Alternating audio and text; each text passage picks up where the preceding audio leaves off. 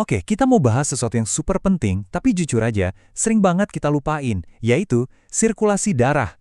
Padahal nih ya, tanpa sistem transportasi super canggih di dalam tubuh ini, nggak akan ada satupun sel kita yang bisa berfungsi. Yuk, kita kupas tuntas sekarang. Coba deh saya mau tanya, pernah nggak ngerasain tangan sama kaki kok dingin terus? Atau lagi duduk sebentar aja, udah kesemutan. Nah, sensasi-sensasi kayak gini tuh sering kita cuekin. Padahal bisa jadi itu sinyal dari tubuh kita loh. Sinyal kalau sirkulasi darah kita butuh perhatian lebih. Oke, jadi ini dia nih yang bakal kita bahas. Kita mulai dari dasar-dasarnya dulu, terus kita belajar kenali tanda-tanda bahayanya. Kita lihat juga apa kata sains, sampai kebiasaan-kebiasaan praktis yang bisa langsung Anda coba nanti. Lengkap pokoknya. Oke, kita masuk ke bagian pertama. Coba bayangin deh, sirkulasi darah itu kayak jalan tol super di dalam tubuh kita. Sebuah jaringan yang sibuknya minta ampun, tapi kerjanya teratur banget. Jadi, intinya gini, sirkulasi darah itu adalah proses yang nggak pernah berhenti, 24 jam sehari. Jantung kita kerja keras memompa darah yang isinya oksigen sama nutrisi ke seluruh sudut tubuh. Terus, pas baliknya, darah ini ngangkut sampah-sampah sisa metabolisme buat dibersihin. Wah, ini sih sistem delivery sekaligus jasa kebersihan paling efisien sedunia. Nah, ini yang gila banget. Coba bayangin ya, kalau semua pembuluh darah dari yang paling gede sampai yang paling kecil, di dalam satu tubuh orang dewasa kita sambung-sambungin, panjangnya itu bisa sampai 100.000 kilometer. Itu sama aja kayak kelilingin bumi lebih dari 2 kali. Luar biasa kan? Nah, pertanyaannya sekarang, gimana kalau jalan tol kita ini macet? Sebenarnya tubuh kita itu pinter banget ngasih sinyal. Yuk kita lanjut dan pelajari cara bacanya. Nah, ini nyambung lagi nih sama pertanyaan di awal tadi. Tangan dan kaki dingin atau kesemutan itu gejala yang paling umum. Tapi coba perhatiin juga tanda lainnya, kayak otot yang tiba-tiba nyeri padahal nggak ngapa-ngapain, atau badan rasanya capek terus padahal udah istirahat cukup. Bahkan luka kecil yang sembuhnya lama banget. Itu semua cara tubuh kita bilang, halo, tolong dong aliran darah di sini lagi nggak lancar nih.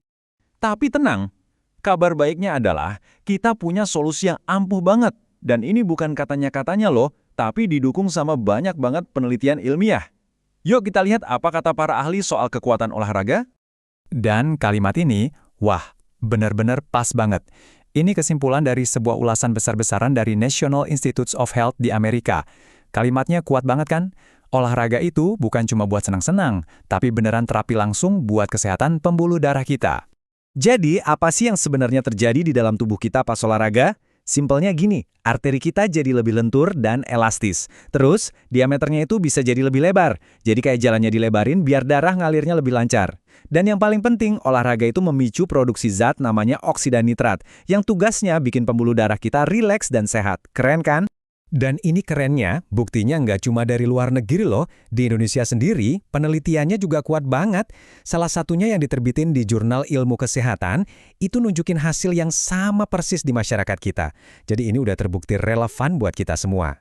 Studi lokal itu secara khusus neliti sesuatu yang sederhana banget, yaitu jalan kaki yang terstruktur. Dan hasilnya jelas banget. Aktivitas sesimpel jalan kaki ini bisa ningkatin sirkulasi darah secara signifikan, terutama di bagian-bagian yang jauh dari jantung, kayak kaki.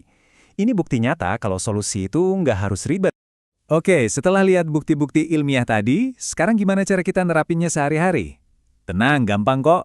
Ini dia langkah-langkah praktis buat ngejaga jalan tol internal kita biar bebas hambatan. Kuncinya cuma satu. Konsisten. Coba deh, jalan kaki 20-30 menit aja setiap hari, itu udah bagus banget. Kalau kerjaan Anda banyak duduk, coba pasang alarm tiap jam buat sekedar berdiri atau pegangan sebentar. Terus, perbanyak makan buah sama sayur yang kaya antioksidan buat ngelindungin pembuluh darah. Jangan lupa kelola stres dan pastiin minum air yang cukup. Ingat ya, 5 kebiasaan kecil ini kalau dilakuin terus-menerus, dampaknya bisa gede banget buat kelancaran jalan tol tubuh Anda. Nah, setelah fondasi utamanya kuat lewat kebiasaan sehat tadi, kita juga bisa loh nambahin booster dari alam untuk melengkapi usaha kita. Tapi, ini penting banget buat dicatat ya. Dukungan dari alam ini fungsinya sebagai pendamping, sebagai pelengkap, bukan pengganti. Fondasi utamanya ya tetap gaya hidup aktif dan pola makan sehat yang udah kita bangun tadi. Anggap aja ini kayak tim pendukung, biar usaha utama kita hasilnya lebih maksimal. Sebagai contoh nih, kita kan punya tradisi pemanfaatan herbal untuk kesehatan. Nah, salah satu produk yang mengadopsi formulasi semacam ini itu Herbacor dari Naturafit. Bahan-bahan di dalamnya secara tradisional memang sudah lama dipakai untuk tujuan yang nyambung banget sama bahasan kita, yaitu untuk bantu melancarkan sirkulasi darah dan juga bantu memelihara kesehatan jantung. Ini contoh bagus gimana kearifan lokal bisa jadi pelengkap gaya hidup modern kita. Jadi, pada akhirnya, semua ini tuh soal mindset. Kita perlu melihat kesehatan sirkulasi darah kita sebagai sebuah investasi, bukan sesuatu yang diperbaiki dalam semalam, tapi sebuah komitmen jangka panjang untuk kualitas hidup yang jauh lebih baik di masa depan.